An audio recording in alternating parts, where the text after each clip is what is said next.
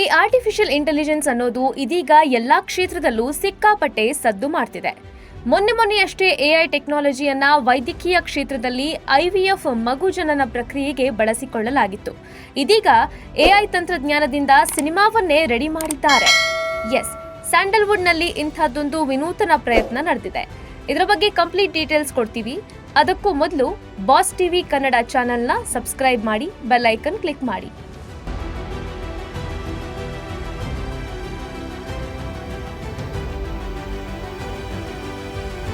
ಸ್ಯಾಂಡಲ್ವುಡ್ನಲ್ಲಿ ವಿನೂತನ ಪ್ರಯತ್ನ.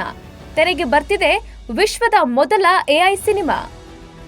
ಯಾವುದೇ ಹೊಸ ಸಿನಿಮಾ ಬಗ್ಗೆ ಗೊತ್ತಾದಾಗ ಮೊದಲು ಹುಟ್ಟು ಕುತೂಹಲ ಏನಂದ್ರೆ ಹೀರೋ ಹೀರೋಯಿನ್ ಯಾರಿರಬಹುದು ಅಂತ.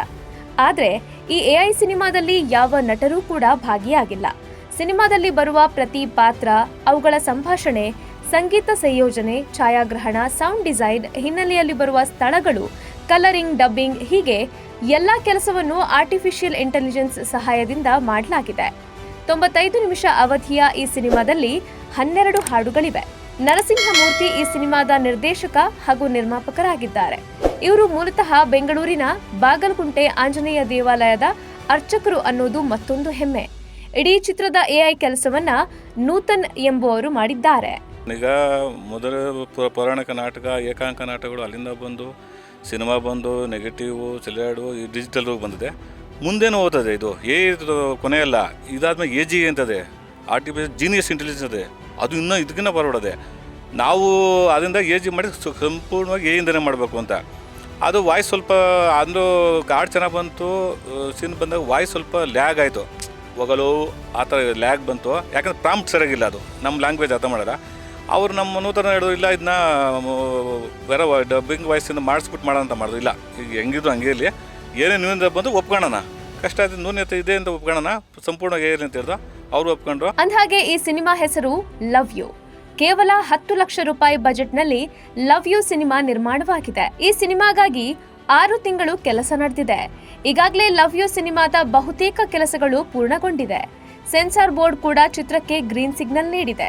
ಸಿನಿಮಾವನ್ನ ಇತ್ತೀಚೆಗೆ ವೀಕ್ಷಿಸಿದ ಸೆನ್ಸಾರ್ ಮಂಡಳಿ UA ಪ್ರಮಾಣ ಪತ್ರವನ್ನ ಕೊಟ್ಟಿದೆ. ಈ ಮೂಲಕ ಸಂಪೂರ್ಣ ಕೃತಕ ಬುದ್ಧಿಮತ್ತೆ ಮೂಲಕ ತಯಾರಾದ ಈ ಸಿನಿಮಾ ಮೇ ತಿಂಗಳಿನಲ್ಲಿ ರಿಲೀಸ್ ಆಗಲಿದೆ. ಒಂದು AI ಮಾಡಬೇಕು ಅಂತ ಒಂದು ಥಾಟ್ ಬಂತು. ಓಕೆ, ಕಂಪ್ಲೀಟ್ ಆಗಿ AI ಮಾಡೋಣ. ಫಸ್ಟ್ ಅದನ್ನು ಕಲ್ತ್ಕೊಂಡೆ, ಹೆಂಗೆ ಏನು ಮತ್ತು ಯಾವ್ಯಾವ ಟೂಲ್ಸ್ನ ಯೂಸ್ ಮಾಡ್ಬೋದು ಇದರಲ್ಲಿ ಅಂತ. ಒಂದು 20-30 ಸಾವಿರ ಸ್ಟಡಿ ಮಾಡಿದೆ. ಅದರಲ್ಲಿ ಬೆಸ್ಟ್ ಯಾವುದು ಅಂತ ಗೊತ್ತಾಯಿತು. ಅದೆಲ್ಲ ಆದಮೇಲೆ ಇವು ಪ್ರೊಡ್ಯೂಸರ್ನ ಮೀಟ್ ಮಾಡಿದೆ. ಇದು ಹಿಂಗಿದೆ, ಒಂದು ಕಾನ್ಸೆಪ್ಟ್ ಮಾಡೋಣ, ಆಯ್ತು ಮಾಡಿ. ಅವ್ರದ್ದೇ ಒಂದು ಕತೆ ಇತ್ತು. ಆಯ್ತು ಅಂದರೆ ನಾನು ಆ್ಯಕ್ಚುಲಿ ಪ್ಲ್ಯಾನ್ ಮಾಡಿದ್ದು ಕೆಂಪೇಗೌಡ ಅಥವಾ ಇಮ್ಮಡಿ ಪುಲಿಕೇಶಿ ಮಾಡಬೇಕು ಅಂತ. ಅಂದರೆ ಇವಾಗ ನಮ್ಮ ಹತ್ರ ಅಂಥ ಸಿನಿಮಾ ಮಾಡೋದು ನಮ್ಮ ಹತ್ರ ಬಜೆಟ್ ಅಂತೂ ಇಲ್ಲ, ಅಂಥ ದುಡ್ಡಿರೋದಂತೂ ಬರೋದಿಲ್ಲ ಹೊಸ ಡೈರೆಕ್ಟ್ರಿಗೆ. ಏನು ಮಾಡೋದು ಅಂತ ಯೋಚನೆ ಮಾಡ್ತಾ ಇರ್ಬೇಕಾದ್ರೆ ಓಕೆ, ಒಂದು ಸಿಂಪಲ್ ಆಗಿರೋ ಒಂದು ಸಬ್ಜೆಕ್ಟ್ ತೊಗೊಳೋಣ, ಒಂದು ಲವ್ ಸ್ಟೋರಿನೇ ತೊಗೊಳೋಣ. ಆ್ಯಕ್ಚುಲಿ ಎಲ್ಲಿ ನೀವು ಪ್ಯಾನ್ ಇಂಡಿಯಾ ಲೆವೆಲಲ್ಲಿ ಮಾಡ್ಬೋದು, ನೀವು ಬೇಕಾದ್ರೆ ಅಷ್ಟು ದೊಡ್ಡದಾಗಿ ಮಾಡ್ಬೋದು. ಬಟ್ ಈ ಥರ ಲವ್ ಇದೇನೋ ನಾರ್ಮಲ್ ಕಮರ್ಷಿಯಲ್ ಮೂವಿ ಆಗಿರಲಿ, ಲವ್ ಸ್ಟೋರೀಸ್ ಆಗಲಿ, ಇದು ಮಾಡೋದು ತುಂಬ ಕಷ್ಟ. ಯಾಕಂದರೆ ನಿಮ್ಗೆ ಇಲ್ಲಿ ಎಮೋಷನ್ಸ್ ಕೊಡಬೇಕಲ್ವ, ಆಯಿತಾ? ಅದನ್ನ ಹಂಗೂ ಅಚೀವ್ ಮಾಡಿದ್ದೀವಿ.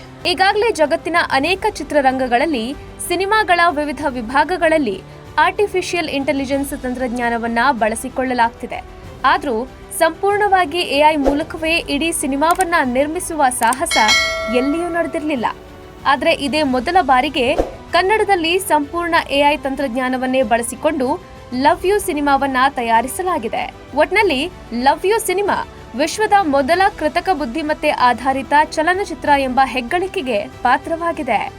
Bureau report, boss TV Kannada. Latest ಹಾಗೂ ಇಂಟ್ರೆಸ್ಟಿಂಗ್ ಸುದ್ದಿಗಳಿಗಾಗಿ ಬಾಸ್ ಟಿವಿ ಕನ್ನಡ ಚಾನೆಲ್ನ ಸಬ್ಸ್ಕ್ರೈಬ್ ಮಾಡಿ. ಹಾಗೆಯೇ ಬೆಲ್ ಐಕಾನ್ ಪ್ರೆಸ್ ಮಾಡಿ.